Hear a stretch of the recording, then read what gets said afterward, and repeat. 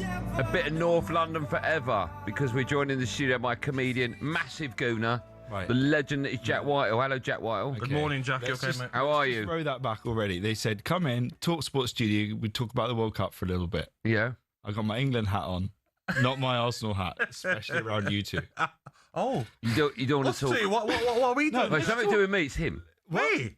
You're wearing a PSG shirt. Exactly, Last time I at saw Soccer you. Aid. Yeah, at Soccer Yeah, Aid. but I wasn't dancing around. That was before the game. No, but you knew what you was doing, Andy. You told me you was going to wear that. You knew what you That was a David Beckham shirt. I just thought I'd wear it because it looked cool. And he's your mate. Yeah, exactly that reason, yeah. How are you, Jack? You well? I'm good, thank you. You were on the pitch. Should we talk a bit about you were on the pitch, right, at Palace? I was on the pitch. How did that happen? You were Piers Morgan +1. I was a Piers Morgan +1, yeah. I think they genuinely thought I was one of his sons. That's how I got down there onto the pitch.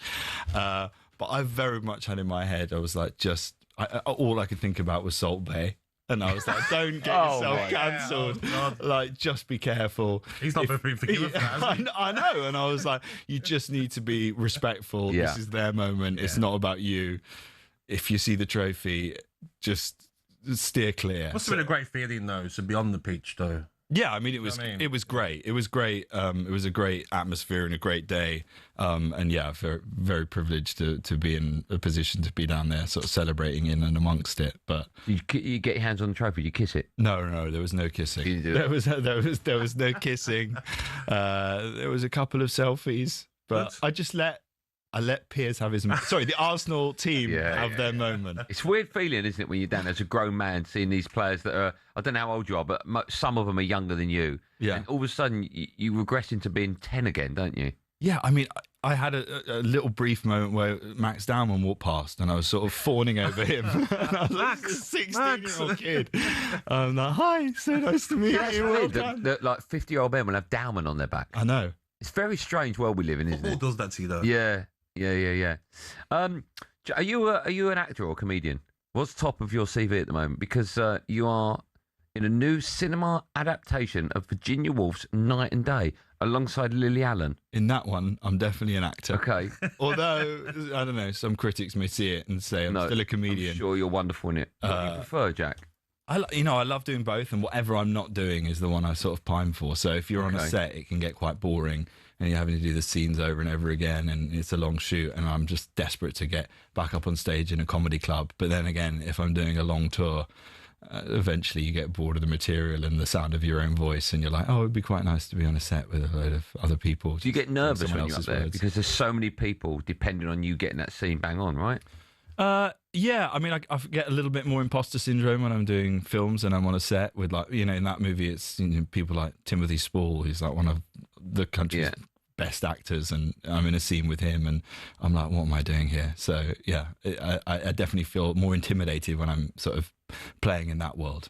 Talk to us about this tour, though, because I'm looking at the dates here. Look at the name of it. And I'm looking, I'm looking at 20 dates in the space of a month. Yeah. That must be so tiring.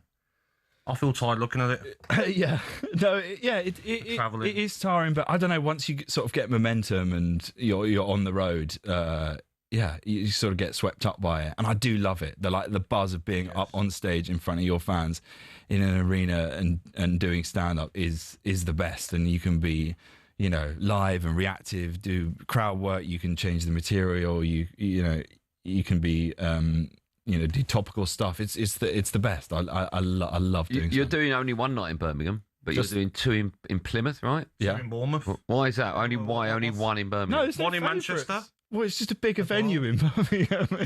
You have to do a couple of nights in Plymouth to do the same numbers. It's not favouritism. No. You're getting upset though, Jack. I love Birmingham. I just thought it because of me in a PSG shirt, and then you. Do you know what I mean? What, that I'm avoiding the areas associated with Gabby? The whole tour changed. Yeah. How many nights we do? Right, forget that. How do you change your act dependent? Not necessarily in this country, but where you are performing, because obviously some jokes are going to work maybe north of the border compared to south of the border, or not. Yeah, you definitely tweak it a little bit, and there's some comedy cheat codes as well. Yeah. Do you have mates chucking down the road under the bus? Wherever you are? Do you have mates come up to you and go, Jack, you'll like this one. This is a good one. You'll like this joke. It goes like, and then they explain how The joke should be told. Oh, 100%. Yeah. You still, and to this day, get people pitching you ideas for hilarious stories that they think would make a great routine, and you listen to it and you're like, have you ever seen stand-up comedy before? How could they? Or like something horrendously offensive as well. It's like, you should put this in your act. It's like, would you want me to get cancelled? Like, absolutely. You have to be careful now, though. With with comedy and what you actually say. Yeah, definitely. I think you have to be a little bit more careful. But weirdly, I feel like with live stand-up, you can get away with a lot more. And I feel like maybe even in the last sort of 5 years, I think there's been a little bit more of a shift back in, like a little bit of a recalibration. And I think that, you can say for certain comedians there are. Yeah, I put you in that genre without a doubt. But I think others don't go near it. But some do, like the Kevin Hart roast. Oh my God, that was insane. I'm watching it, I'm like, whoa. Yeah. Too far. Yeah. Some of the jokes, aren't they? Yeah. The roast is meant to be like that, isn't it? It's meant to be above and beyond. Yeah. But my problem is I think I try and turn things into a roast that aren't a roast. Like the Brits, I'm like, oh, this could be like a roast. And then I try to do roast jokes within the Brits.